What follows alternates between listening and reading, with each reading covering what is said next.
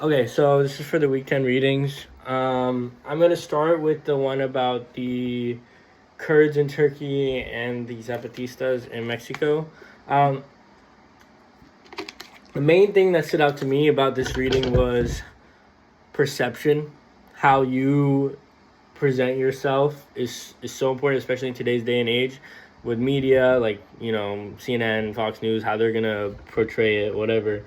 Maybe that wasn't kind of. I mean, I that was definitely a thing the reading was talking about, was that trans idea of transnational image, which is something I've never heard about before, but it's clearly like I've thought about it before. I just didn't know it was a thing. If that makes sense.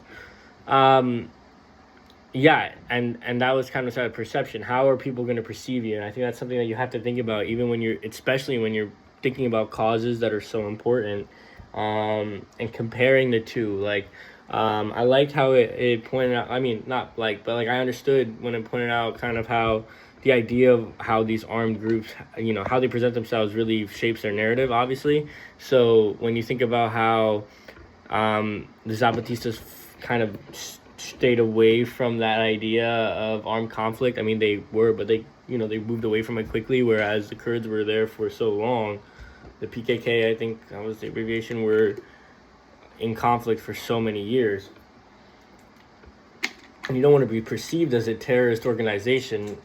I mean, armed conflict is probably not the best route of operations. I think why this, like, why I kind of perceive how people are going to perceive stood out to me so much today is just because of how much I use social media.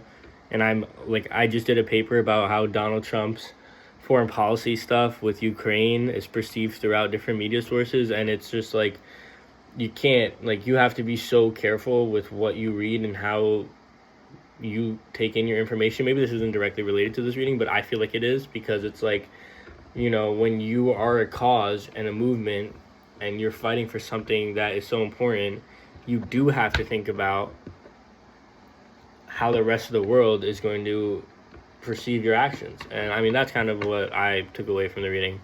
And so, yeah, so moving on to the next one, which was I think I'm going to do the indigenous women, like the extractivism one with the indigenous women. And I thought what was most interesting about this article was the relationship between the two groups. How it's not like you should think about, I guess, feminism and the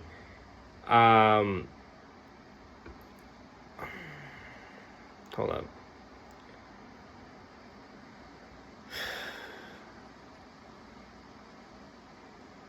They're not like separate. Sorry, that was a whole they're kind of they're not separate, or yeah, they're not separate, but they're connected, right? They're they work off of each other. I think it was interesting seeing how indigenous women kind of, like, especially some like extreme cases, they didn't associate, they called them like colonists, um, or settlers. And I thought that was interesting just because of how different the struggle can be, even though it's kind of a unified cause.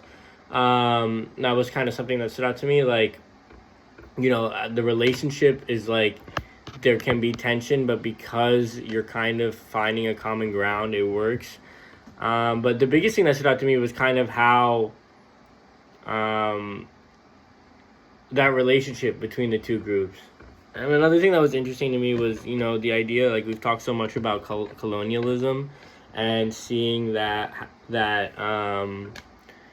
relationship with how they believe that the extractivism is, a result of those colonialist periods, and, a form of patriarchy.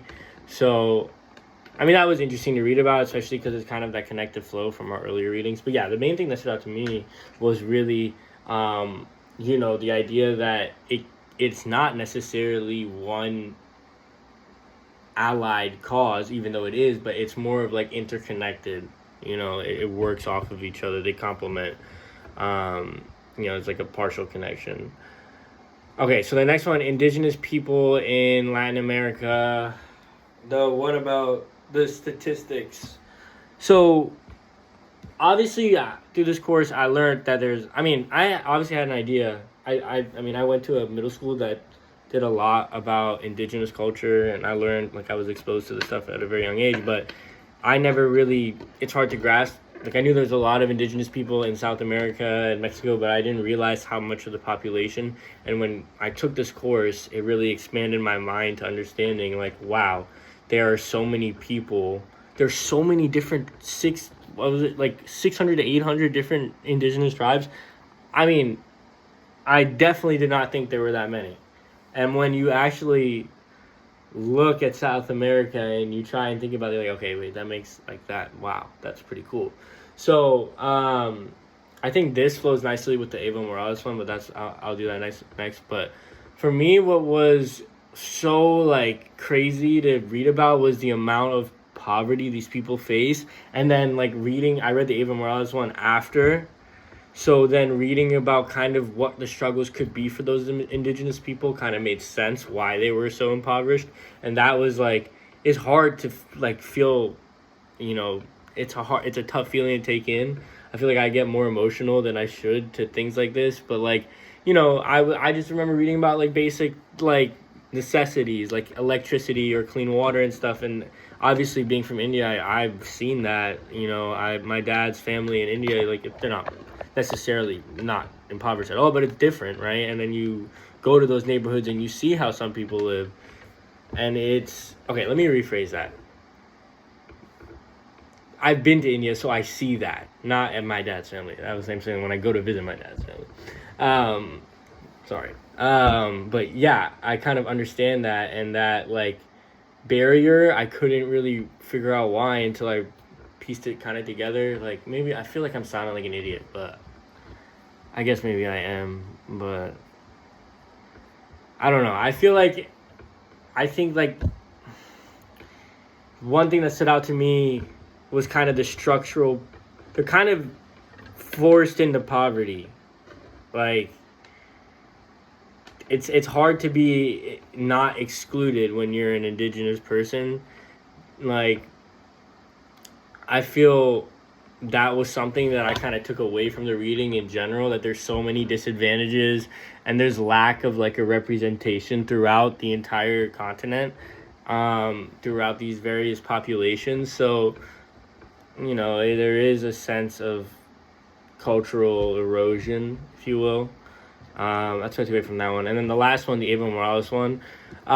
So reading through it, I did. I mean, it's hard sometimes because these articles are so long to kind of. I like keep like notes, so I'm trying to remember what my notes are saying here. But I remember it being that the first policy was really kind of more framed around incorporating indigenous people into a more like national education system. And I felt like I definitely agreed more with Morales's take, saying how, I want more sovereignty for these people. They deserve more sovereignty. Let's have a less like foreign influence on the education programs that these indigenous people are going through. Like, let's have like I liked how he prioritized that kind of indigenous knowledge, the traditions.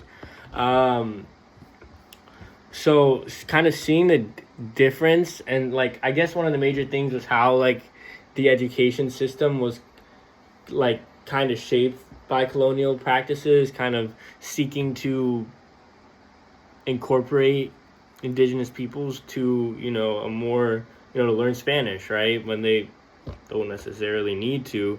But again, the thing that stood out to me the most was how it kind of related to the statistics, and how it made sense how these people face, so much disparity because they like are not able to go out and speak their own language and get stuff done. They have to learn a whole new language. And when you think about all those things put together, you have to think about how hard it is.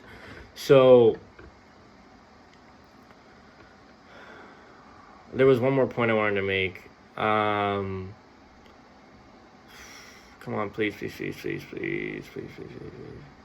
I think the biggest thing was kind of that I took away from this final reading was how he wanted to bring more indigenous activism into the government and kind of focus more on upbringing those peoples and putting a spotlight on their knowledge more than the previous systems. Thank you.